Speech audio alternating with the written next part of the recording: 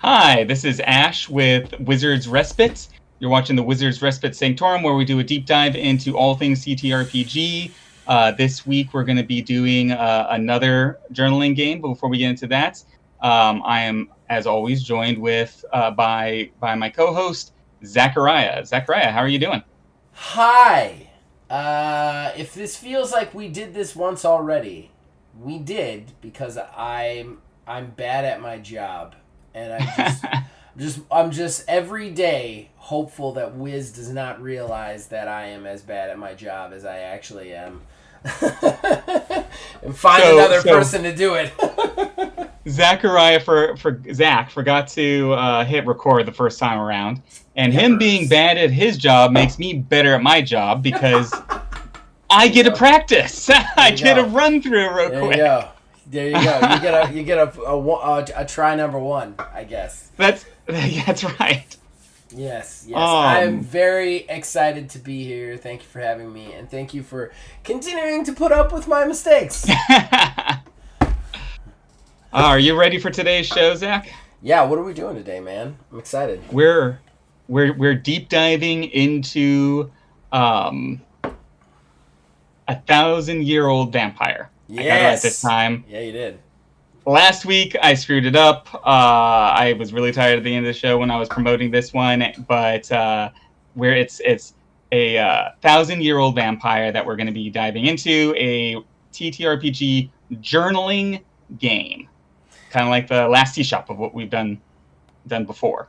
So, not to retread again what I said that no one else heard, but one of the things that I love about these journaling games and the TTRPG corner of X, formerly known as Twitter, is the fact that I discovered journaling games and the amount of procedural generation in RPGs like TTRPGs. We do TTRPG stuff on my YouTube channel, obviously, because this is where the source of this comes from. However, we also do a lot of video game stuff. We started as primarily a video game channel. So if you don't know me from there, you wouldn't know that procedural generation is the thing that gets me out of the bed in the morning for video games. I'm super excited about it. It just makes me so happy. It is something that can contribute to the uniqueness and replayability of a game, and I think in this kind of thing, the minute somebody says procedural generation, I'm interested. I want to see what's going on with it. And I had never really considered it in the TTRPG space. Now that I have met Wiz, I met Springleaf Villager, and played last T-Shop, it kind of opened my eyes, so much so that I made my own, that you can find on Drive-Thru Games, Stealth Plug, Getting Over, Wrestling One. And I think that they're just so absolutely cool. So this is right up my alley, and I actually did not add this last time, but currently one of my main private games that I play just for fun, TTRPG-wise, is World of Darkness, which I've never really jumped into. So the vampire thing is actually more interesting to me right now because I've never really gotten into that, and I am recently. I'm not playing a vampire, but I am making a vampire character as a backup for the inevitability of my character's death. So I think that it's just really cool. I'm really excited about this, to hear about the system and everything. I think this is the third journaling game we've done on here. Yeah, or at least a third procedural generated. Is it third? Yeah, I think it is the third one. Yeah. Yeah. I think so. And these types of games are gaining a lot in popularity. I'm hearing more and more about them across the sort of TTRPG internet sphere as a whole. The community seems to be really picking up on these things and really liking them a lot. Yeah. And I think that we're going to be seeing more of them in the future, and I think they're going to be gaining a lot of recognition in and of themselves as a subgenre. Yeah. I think that they're also usually very cheap.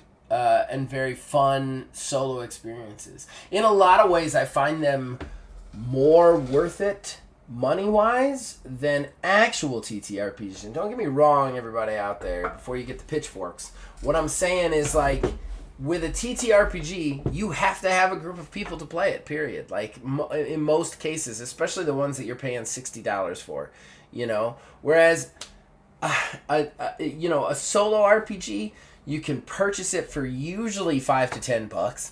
You bring it home, you sit down, you get yourself a drink, and you just have a nice time with yourself. That sounded oddly sexual, but I didn't mean it to. That's not what I meant. There's a journaling game of all kinds. Oh man! Oh, we need to do some research on that. I'm sure. Maybe that's the untapped thing that I need to hit. Now we're only doing porno journaling games. Oh god. Oh, this whole channel is gonna take a real wild turn real quick. It's gonna get real weird. Yeah, I think also something that's very interesting, and to get away from the idea of porno games, is, and I'm not trying to make a broad generalization here, but a good amount of role-playing gamers, like our peers, are relatively introverts. They're usually, I mean, at least from my time. I know that it's gained much more widespread acclaim right now, but as a 41-year-old dude who played it when people thought you were worshiping the devil, yeah, right. most of the people who played it back then were kind of like socially awkward. And kind of a little bit more introverted. I think the world has gotten a lot better at understanding introverts versus extroverts and social awkwardness and stuff. I definitely feel like it's a much more welcoming and inviting place to people like that. But those people would love to play. If I wish I had these games when I was a kid and I didn't want to talk to anybody. You know what I mean? Like, I think that would have been absolutely awesome. And it kind of surprises me that it took this long for basically an area that was mostly dominated by introverts to make a game that was just solo for people to play by themselves, you know? I can definitely see that. And sort of stacking upon that sort of train of thought a little bit, another thing that actually also kind of surprised me why it's taken this long for these things to really like become a thing and become popular and then really getting some recognition. You know, a lot of people that are picking up TTRPGs in general, people probably watching this show, they're probably GMs. They're probably DMs. Yeah. They like world building. They like writing. They like doing all of this stuff. And these journaling games are about writing. Yeah. And if you're a home brewing GM, I mean, you're gonna love this because you write. That's what you like doing. You like making worlds. And these games give you systems and inspiration and prompts to help your imagination create something, and it's just right up your alley. Yeah, I've said it once. I will say it 1,000 times. As much as I hate this statement, being a game master is not rock and roll. It's jazz. Okay? It's all about improv. It is not about the notes that you see on the paper. You know what I mean? Absolutely. even with the Turtles game that we're running right now, which you guys can watch on this channel, stealth plug. I'm running that out of a book, and I think probably 70% of the time I'm making shit up still on the spot to react to things that are happening with the players. Game mastering is all improv, and I think these games are like a tutorial for game mastering. If you want to be a better game master, if you want to be a better player, I think picking one of these up and playing through them at least once will do you good. Because it really teaches you to put yourself in different mindsets. It teaches you to put yourself in other people's shoes. And really, that's the core of role-playing, is to pretend. We're playing pretend. We're pretending to be somebody else, but we're doing it with rules. And I think that, like, that's the core of it. These journaling games just capture that so well, you know? Especially when the only person there to entertain you is you. You know what I mean? Yeah. Oh, yeah. Yeah. And yeah, just gives you something to kind of build off of, and like you said, like entertain yourself and improv, and gives you that just a little bit of a spark to get your fire, your writing fire going. Yeah. We got to talk about the game itself, though. Yeah, why don't we jump into what makes this particular Yeah. game tick? So 1,000-year-old vampire. Um, it is. Let me double check it. It's 186 pages. Wow, that's Um, big for a journaling game. it is. And before anybody gets a little overwhelmed by that, because I know if you've already played journaling games, that sounds like a lot. Even if you Yeah. haven't played journaling games, that sounds like a lot. Yeah. It's the way that they've organized it is part of the reason why it's so big. There are pictures in here. The prompts, there are three. There's a set of prompts, a whole section of it. Most of those prompts only have three prompts, about a sentence or two. They're Okay. just in really big print though, and they're very stylized. They look really like interesting, but it kind of spreads out all of the content and makes it easy to read at a glance. Oh, okay. Um, and so that huge girth of page count isn't like just solid blocks of text. You're not reading a book here. It's more like a Like formatting no, thing. yeah, it is. A lot of it is, and it's clever formatting. But you also, a huge chunk of that is your writing prompts. So again, you're not just reading constantly this whole thing. Once you get down past the rules, setting up the vampire that you're going to be playing and all of that, you start rolling to find your dice. And so, like I said, a huge chunk of those pages are just prompts going back and forth, and you're going to be Okay. jumping all over the place It's as almost like you unfold. For Against Darkness. Like the book itself is something like 100 pages, but I think only like 20 of it is rules, and the rest of it is just like, if you encounter treasure, roll on this chart. You Exactly, know? Yeah. exactly like that. Um, and so to for as far as rules are concerned, again, I'm looking. It's about 30-ish pages of rules. Again, formatting is set up so that it's sort of spread out a little bit. They have pictures.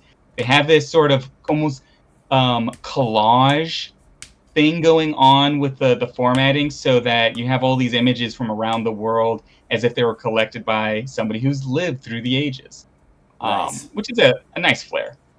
Um, but what it has you do at the beginning is set up your vampire, like create your vampire's sort of backstory. They say there's two ways of playing it: a real quick play, which takes not that very much time, maybe like anywhere between an hour to 4 hours, Uh-huh. or a little bit more of an in-depth play. And the whole goal of this game is sort of just writing out and discovering your vampire's memories as he travels through time.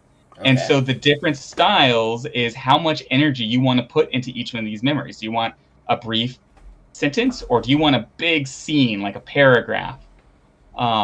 Does that make sense? Yeah, it does. I think that sounds really cool. Is the bulk of the game just figuring out who he's been, or what? Like, is there like a goal, or like? So be prepared. It's Okay. a little sad, a little dramatic, and like and Uh, um we you're gonna be. ran tea shop. It's always a little sad, a little That's dramatic, true. right? That's true. Yeah, yeah. So what it is not so much that he's discovering is memories. It's more as you start off with your character as a human. That's your very first memory, and then he gets turned right away. Right, he turns into a vampire. Um, then you travel down history through these prompts that will, some of them will be some event happens right then, right after you got turned. Some of them will be you went into a castle and slept for 100 years, and then you wake up, and then you have a new set of issues that you have to deal with. Um, so as you move through that, you're gaining more memories, you're writing more things, but you are only allowed to have 5 memories. So once you've filled up all 5 of these memories, you start forgetting things.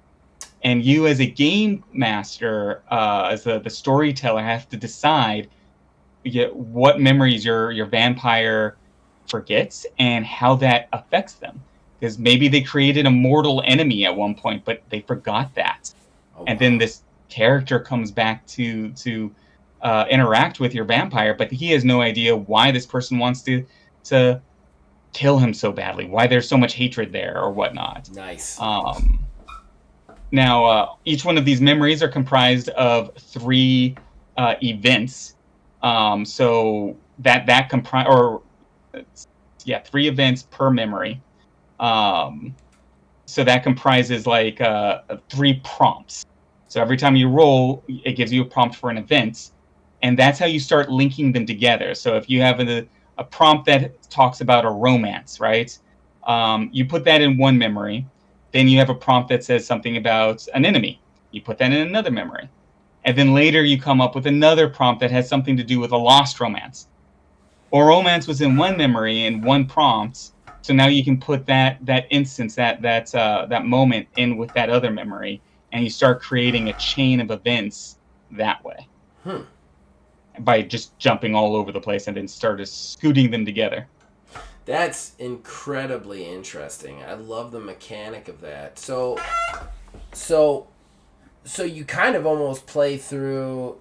You almost play through character creation to then play through the rest of the game. Yeah, kind of. When you start off the character creation process, you create your moment of who you were before. Right.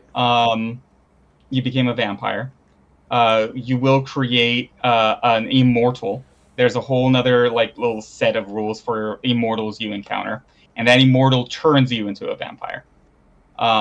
You also create what is basically a resource in this game, which is literally called resources and skills. And as you travel through the various prompts, those resources are going to be called upon, or those skills are going to be called upon every time you use a resource or a skill. The skills particularly go away after they're used. The resources may stick around, may not, depending on the prompt that you get. So a resource could be like a tool or something that you have that might disappear. A stationary resource could be your haunted castle that you acquire somehow, and that will stick around until you run into a prompt that says your dwelling has been destroyed by mortals, Wow. and it goes all over the place. The thing I really love about all of this is they give you all of these basically blocks of things that you have to do and resources that you have, but they completely leave it up to you as to what those resources are. They never tell you you have, a sword. They tell you you have maybe a weapon, and you can decide what that weapon's going to be, where it came from, why, and really make it your own.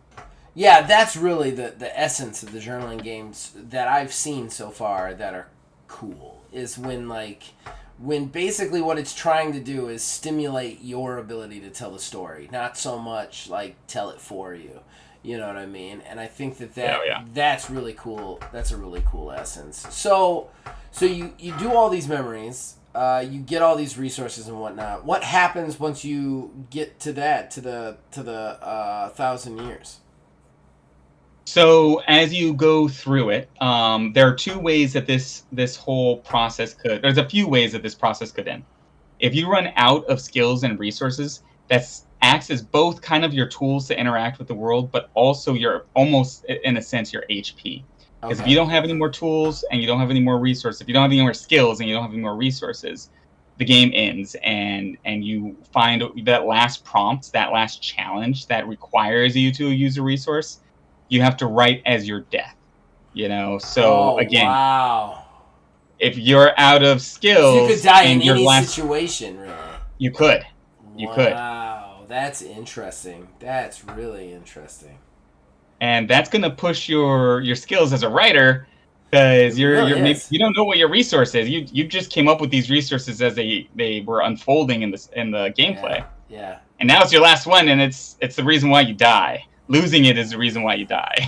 That's amazing. Oh. So, I love that it really gamifies the character creation part of things before then, moving into the game itself. I almost feel like that's the first half, which is kind of really cool, in my opinion, I think.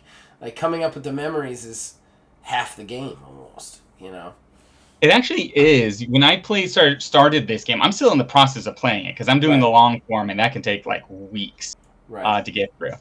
But the single like longest session that I had so far is just character creation because yeah, you just get so into it and you have like 4 memories in character creation that you start off with.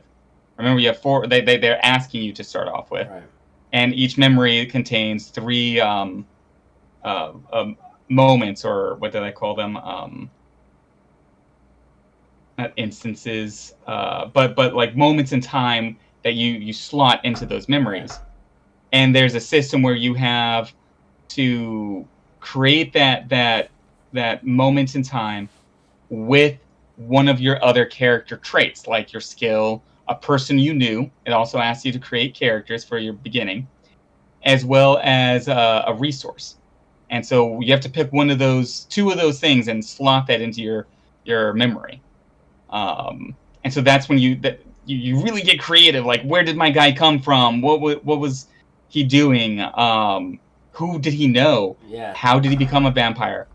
How did this involve his skills? How did him becoming a person in the world happen? And how did he get these resources? And yeah, it just gets you really gets your brain cooking. Yeah, it really does. I love the memory forgetting thing. Like your brain can only hold so many like thoughts before you're out of space and you have to dump something, and that could be the most important thing. What's the mechanic for so like if you lose a memory, like you had said, like, oh, I'm gonna pick this memory to not remember anymore. How could it possibly come back? Like, what's the mechanic involved on that coming back to hit you? So, how that works is like you have the 5 memories, right? Mm-hmm. If you come to your next prompt and you need to make a new memory, you don't have a choice. All of your memories are filled up, and you need to move on. That's when you have to use the mechanic to forget one. Now, in lieu of forgetting it, you could actually write it down in a journal as kind of like something your character can come back to. They don't actually remember it happening, so there's not that emotional connection to it anymore. Right. But they can hold on to it that way. Otherwise, things and people, places in a lost memory, they could come up again in a whole slew of different ways. But it's up to you to kind of work that into your story. So especially if you encounter another character, like another immortal, Uh-huh. but you forget something about that immortal, and you come to a prompt again where you encounter an immortal, you as a writer could make that Oh, I the see. immortal you had already encountered. I You got you. know? Yeah, that's really cool. So it's just kind of more like an open-ended mechanic for you to use, basically, Yeah. for the story, which is what's so cool about games like this. That's interesting. That whole writing it down though. That there's a Doctor Who character from Peter Capaldi's season where she's like a Viking woman and he saves her, but in saving her, like saves her from death, but in saving her, it makes her immortal. And her whole mechanic is she can't die, but like her brain can only store so many thoughts, so she has to every like year write down everything that happens to her. So she just has these huge libraries of her thoughts so that she can remember everything that she ever like went through. She has to read them, which Yeah. that just reminds me of that. I think that's such a cool idea. I also love the idea of a vampire, like a hunter, coming after him and being like, hold on, let me get this journal down. Oh, you're this dick I met in 1862. I killed his wife. I see now. I'm sorry, I don't remember you. You weren't important enough to me. I think that's hysterical. That's so vampiric in its Oh yeah, arrogance totally. that Totally. it fits. It fits. That's not my vampire voice, by the way, everybody. That's totally my vampire voice. That's the type of vampire I'd end up yes. Oh, I don't have a vampire voice yet. My character in World of Darkness is a mage, so I do not have. I haven't played a vampire. I'm doing a vampire as my backup because who knows. I also decided to play a character who's really old and his wife's already dead, so I'm like, so this guy's gonna die. This guy's like the Gran Torino of World of Darkness characters. Like nobody's looking at him like, oh, he's gonna go for the long haul. He's like 52. Like I'm like, this guy was dead the minute I made him. It's gonna be an awesome death that everybody remembers, and that's gonna be it. Clint Eastwood will direct a movie about it. Yeah, there. Oh, I finish things, kid. That's what I do. That's what it is. So I just talk with my voice, but slightly gruffer for him. So. Yeah, I don't know. This is really cool. I think this is really cool. I think you could almost use this as a resource to make up backstory for your vampire in World of Darkness. It sounds like it just has like really cool. It also sounds like it's really versatile on the prompts. Like it's just got a lot of prompts to really throw at you, which I love shit like that. Absolutely love shit like that. If I can play it at least 4 times and not get the same thing through it, it makes me a very happy man. Oh, 100%. You could play this 1,000 different ways. There's no doubt about it. You have a huge list of prompts, and then they give you the package that I bought, the book that I bought, then they give you a list of alternative prompts, which are a little bit looser. So you doubles your number of prompts that you could potentially use. The looser prompts are a little bit harder. You have to work a little bit more, but it's still there, and they're so awesome. Right. And then it gives you a bonus game, 1,000 Years of Flower. What? What? Yeah, and you're an immortal flower, and so basically, it's like your time spent in like a forest and your observations around you and the like. That sounds really interesting, as crazy as that is. I don't know if it's just my age talking, but that sounds amazing. I know, that's definitely the next one. I would pretend to be a flower for 4 hours, man. Don't bother me. Don't bother me. I think they do actually recommend that you do that on the more of the quick play style than the... I'm over here being a tiger lily. Just get the fuck out of my face. Exactly. So a couple of things, though, that I really want to get across, and these are for people that have already played this, as well as people walking into it. One thing they've mentioned, and I haven't mentioned yet, is the mark. So your vampire also needs to have some kind of mark indicating that they are, in fact, a vampire. This is something they have to keep secret. This is something that some prompts will refer to because your mark was discovered by a mortal or something like that. Gotcha. They've listed these marks they've given you suggestions for some marks, like oozing wound that never truly heals because it's locked in time, and that kind of stuff. Oh, so it's not necessarily like a tattoo. It's like an effect almost. Yes, something about supernatural aspect of you. And the reason why I love this so much, and this really got my excitement going about this game, was that I love mythology.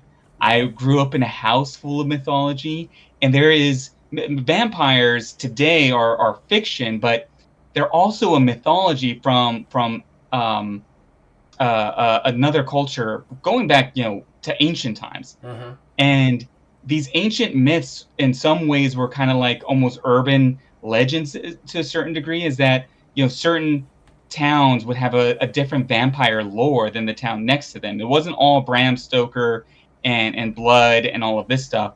Some vampires were almost more like ghosts. Some were almost more like demons. And there's all these different aspects of how to be a vampire depending on the myth that you were reading.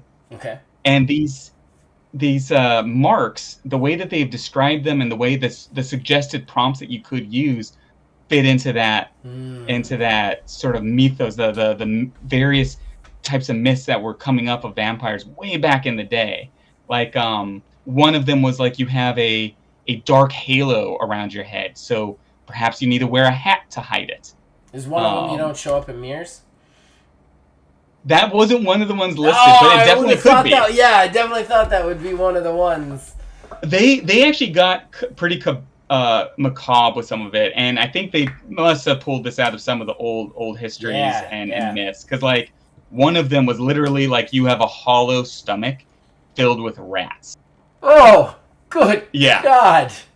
yeah, and Good that's straight God. out of like that sounds so East European, Oh, dark, Baba Yaga yeah. mythology. You know what I'm saying? And just on a side note, what kind of like if that's what vampirism is, I'll take mortality. Thank you very much. Yeah, Oh, yeah. you get We to don't live need forever. that. Oh yeah, cool. You have to have just a nest of rats in your stomach. Oh, you know what? I'll pass. No, I'm good. I'm good. Just Yeah. I'm gonna be over here slowly dying. Then I'll talk to you later. But I mean, like, if you think about it though, if those are your prompts, you could go really like macabre, or you could just Mm-hmm. come up with whatever you want. Yeah. This is a more of a mythical monster than it is a Bram Stoker creation. Yeah. Yeah. I think it sounds really cool and really versatile and really made to make a lot of different stories. I know we don't usually talk about this on this show with good reason, but for some reason I'm very curious about this one. How much does this game cost? It depends on how you get it. I got it a digital format, and I think that was about $24, Okay, which that's is not bad. I mean, it's it's 128 pages, and you gotta. I mean, it's expensive for a journaling game, but it sounds like a very big and in-depth journaling game. So I wouldn't. It is, and they put so much energy into this Yeah. thing. Like I said, the even just how it looks like a scrapbook made by a vampire losing his mind over the years. Um, it's pretty crazy. You get like bonus prompts, a bonus game. There's a whole Yeah. section where the writer has given you different essays about how he created the game, a Q&A interview he did with a publication company after he created He all this really kind of tried to give bonus you the content. money's worth. I Oh just yeah, and usually it's tricky, especially since I'm in that space at this particular moment. You know, I'm relatively new to it. We only have 2 games. We have a third one coming soon, but like it's tricky. It's like because number one, as we've all seen in the last 2 years, you can't copyright a system. There's no way to do it. It's a mathematical equation. You can't copyright a mathematical equation. I don't even think you can patent it. So like, I think that it's tough, right? Because one half of you is like, well, I put a lot of work in this and I want to make some money off of it. But the other side of things is, okay, but they don't have to pay for it. You can't sue them for having it. You know what I mean? So right. it's really a tricky space to be in, the money space. And like my first game, well, our first game from Axiom, I feel kind of failed on the price and the availability of it. Whereas the second game kind of was a success, but didn't make enough money to put a dent in things. You know what I mean? Like it was like, well, we've sold plenty of copies of this, but it didn't really make us a ton of money. So we have to find that balance somewhere. Right. You know? And it's very tricky to do, especially considering, most games just give their shit out for free nowadays too. Like a lot of them do. Like you look at like I think Fate Core. You could just get Fate Core. You could just go online. Here's Fate Core. There's tons of special rules that you could pay for by getting it, but there's just a flat system. I think one of them, like Apocalypse or Monster of the Week or something like that, also does that. And then you've got others that it's like if you want to see the system, you gotta pay for it. Obviously, that's D&D and some of the others where it's like you gotta pay for it, but at the same time, like you rip a PDF, put it online, nobody's gonna come after you for it. So it's tricky. It's real tricky to find a good price range there. So it's harder because like in video game land, I can very easily be like, that's not a fair price. This is a fair price for the thing that you're offering.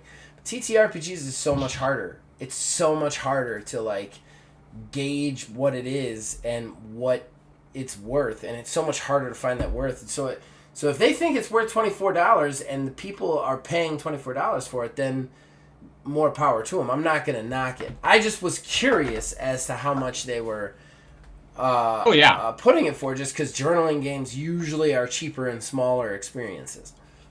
Yeah, no, that's a really good question, and it's a really good point to make because, like you said, one, journaling games are normally cheaper and smaller, but also you can also tell with some journaling games that you can tell that they are made a little bit cheaper. Yeah. Not saying that they're poor quality necessarily. Don't pick up the pitchforks, everybody. No, I'm not saying that. I mean, like, they maybe didn't have the money to really pay for a bunch of artists, or the time to really, or the skill set to do certain aspects of the layout themselves. So they had to pay somebody else, which means budget gets retracted, and you can tell that there's certain limitations that they had in creating the game. Not that the system's not as good, but maybe they're just getting started out. There are some roadblocks ahead, and they may come up with once they make a little bit more money, a deluxe edition or something. But for right now, it doesn't necessarily have all of the money invested into it that they want to get back out of it. Right. And I completely agree with that. And that is coming from a person who has released a journaling game that only costs $4. We put very little.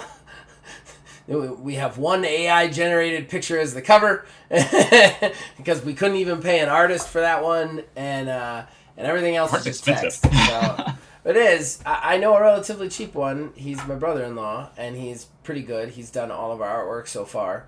And I usually pay him a fair wage, which I think is like $50 a picture. But even $50 a picture is hard when you don't have an audience. You know what I mean? Yeah.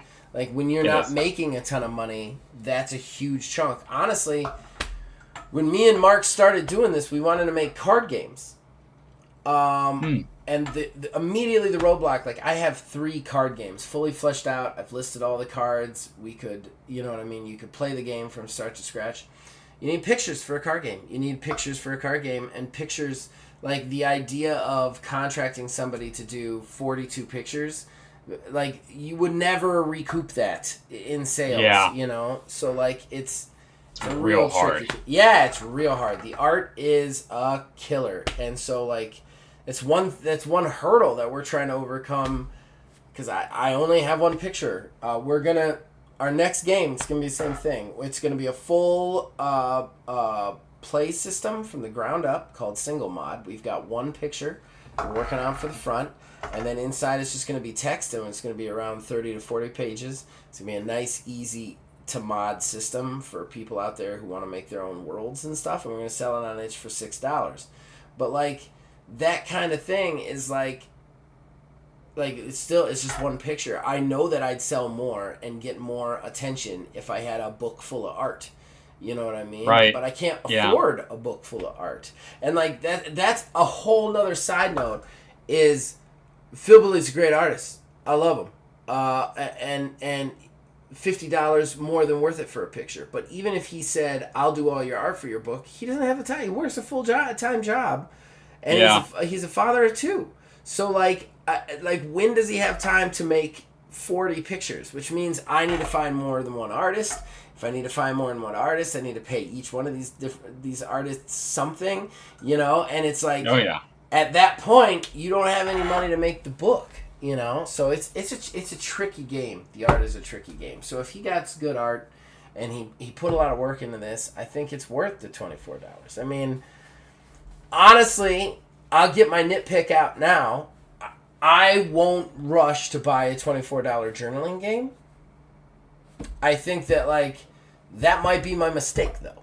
You know what I mean? Like, that might be me missing out. But for me, I mean, it's got to be what you find worth, right?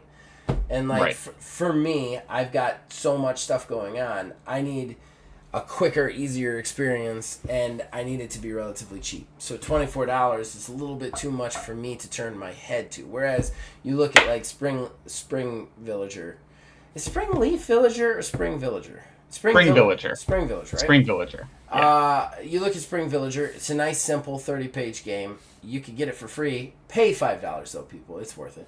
$5. I got it, and I've got hours of fun. You know what I mean? Yeah. Whereas this, I am sure, is awesome and fun. It's just $24 is going to cost me many different other things that I've got a budget for. You know? Yeah.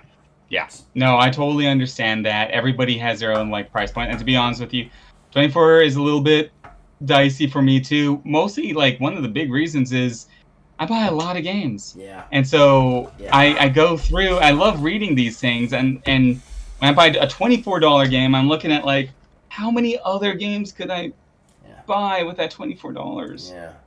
Well, and budgeting, you know. And AAA TTRPGs are fucking expensive. Like, they are ridiculously priced. It kind of blows my mind how expensive they are, to be honest. And that's a guy coming from video games and AAA video game experience, which is just a monetary nightmare of Cthulhu level, Eldritch God level proportions. And I look at the prices of like you look at D&D, right? $60 for the player's handbook. You can't even play just with that.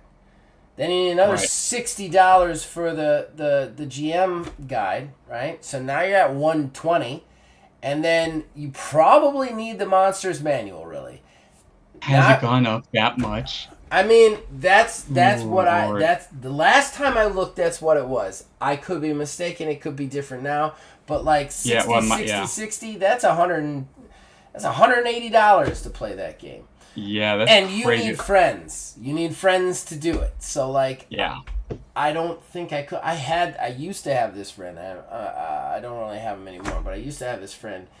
He would tell me he would buy like 3 or 4 TTRPGs a week, and no shade thrown towards him. He doesn't have that many friends. He doesn't have a friend. like where are you playing this, man? Why are you spending this money? Like, you're out of your fucking gourd if you're spending that much for that. You know, when you're going to a group. You know, right? Yeah. I mean, even if you didn't work, you could have maximum 5 groups in a week, realistically. Yeah. You know, like, what are you doing? That's one of the other hard parts about the industry and the game is like, I'd love to play more of these games. I do just enjoy reading them. I want to play them, but I mean, I already am in several games. Yeah, there is. I'm not starting another one. Can't do it right now. Well, that's maybe when awesome. one game ends. Yeah, that's what's awesome about our partnership is both of us have been given the opportunity to play way more games than we would have been able to before. I feel like with Astro Drive, TMNT, our last T-Shop playthrough, like, we've really gotten a chance to like play in more groups than we normally would have, because I had one group. It was bi-weekly. And that was it, you know. So like, I'm now I'm in like 3 groups. You know, I'm in 3 games, which is awesome. Like, when can I ever say that I have that many? And I definitely want to do more, but I'm in the same boat. I mean, that's another thing as a seller. You know, how do you take people away from their ecosystem? I mean, that's one of the things I hate the most about D&D. I think if D&D existed, and it just existed on its system, I'm sure it would have people who like it. I am not one of them, but I'm sure it would. I think that D&D has this like clout where like people get into it and then it's their Bible, like, as far as TTRPGs are concerned, for their entirety of their life. And you can't. It kind of reminds me of that cult of Mac. When Macs were like brand new, and like Mac people were like, "No, you have to have. You have to have this. If you don't have it, you're stupid." Like with D&D, it's the same way, and I feel like how do you separate them from that? Especially since it's not the best system, guys. It's fine. I'm not even gonna say I don't like it, but I'm not gonna say it's the worst system. But it's not the best. It's not the best, probably for the amount of people that play it. I am sure there are plenty of people who play D&D and swear by in D&D who would enjoy Fate Core or Monster of the Week way better than they would D&D, but they don't want to try it because D&D is all they ever know, and D&D has that clout that just like Right. makes people go to it first, you know. And I do like D&D. I like 5th edition. I like AD&D. But I actually have the same opinion. It's a really good system. Is it the best system? I mean, there's some problems with it here and there. There's a reason why like there's so much homebrew out there and there's so many supplements. At the same time, like there's no such thing as a perfect system. No, it's a really fun game. I love the game. I love playing it. But there's so many other games out there that I also love to play. That so many people are just they're never going to experience because they never give themselves an opportunity to expand outward. And the other big... Go ahead. Sorry, I didn't mean to interrupt. The other big issue I have with... Actually, this is like the real issue I have with Dungeons and Dragons and like how that kind of affects the TTRPG community at large is Dungeons and Dragons 5th edition is a robust game that takes work to learn. You do have to put some energy into it. There are other games that are easier to learn that are just as robust.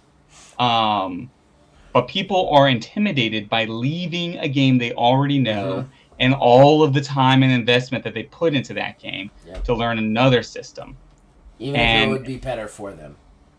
Even if it would be better for them. And honestly, in my opinion, once you learn one system, it's so much easier to learn another system. Especially if it's a simpler system. Yeah. One of my biggest issues with D&D, and your thought was very close to it, is it ends up coming across as, because it's so well known, as the first game that somebody picks up when they're trying to get into role-playing games. Like when they're like, hey, I want to get into role-playing games. Well, it's D&D. D&D is the game that you know about, that you've heard about.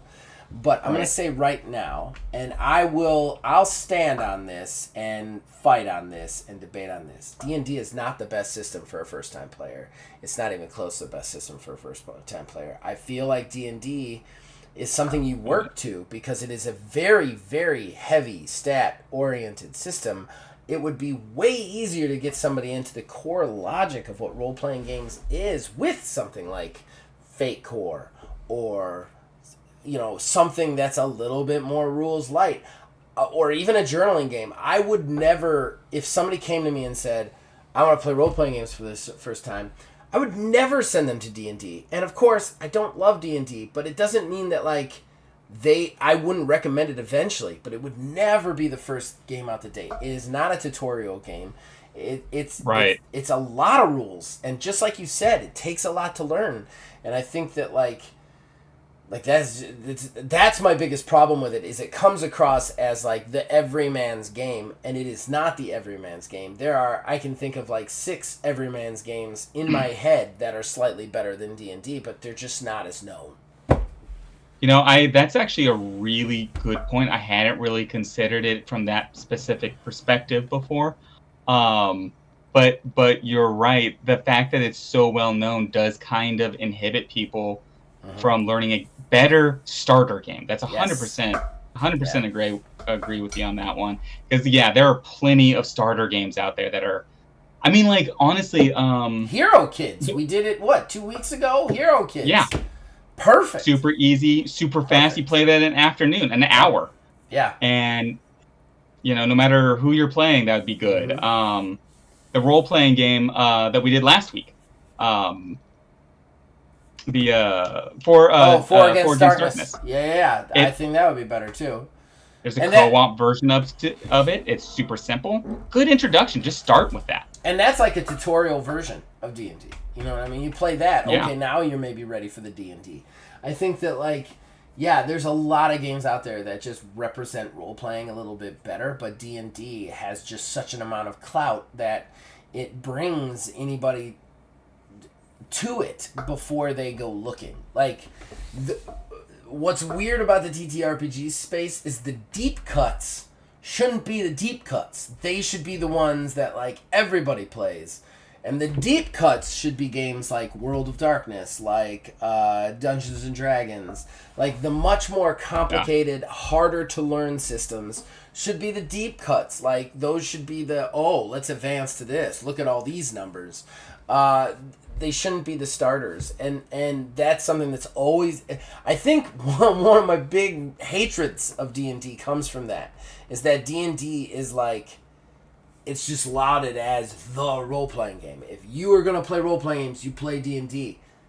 No, there's way better things that are gonna represent role playing games to you. The other thing that D&D does that I hate, and I think that D&D, again, we're talking way too much about D&D on a right? show, but this is the digression.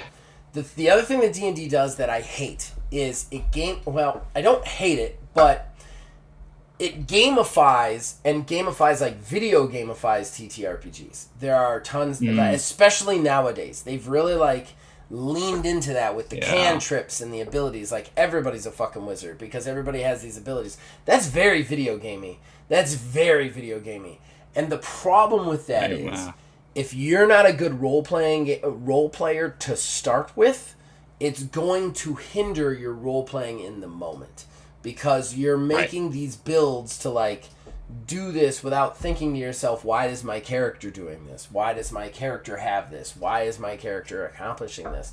I think a lot of D&D sessions, especially actual plays, which I think we've talked about this actually on this show before, but especially actual plays, is one of the reasons I avoid D&D actual plays, because too often I'll see them like, they'll be doing okay role playing, and then the minute any sort of conflict starts, it turns into a video game scene just with dice. And like, I'm like, your character doesn't make sense anymore. And like, that's the thing that really bugs me, is it almost takes people out of that role playing headspace. Whereas when you have a game that is much more kind of loose, you allow people to get more creative and get into the characters more than throwing these numbers and abilities at them, which are really cool if you know what you're doing on the role-playing front. But if you don't know what you're doing on the role-playing front, you're going to end up falling in this kind of like, I'm just trying to beat the level sort of like serotonin release, you know? We're going to have to do a whole session on just Dungeons and Dragons at some point where we just talk about it. We're not going to be able to avoid it anymore. At some point, we're going to have to go into it. I think we do. I think we do have to have the D&D out. I think we do. That'll be a nice big episode for us. It would be, yeah.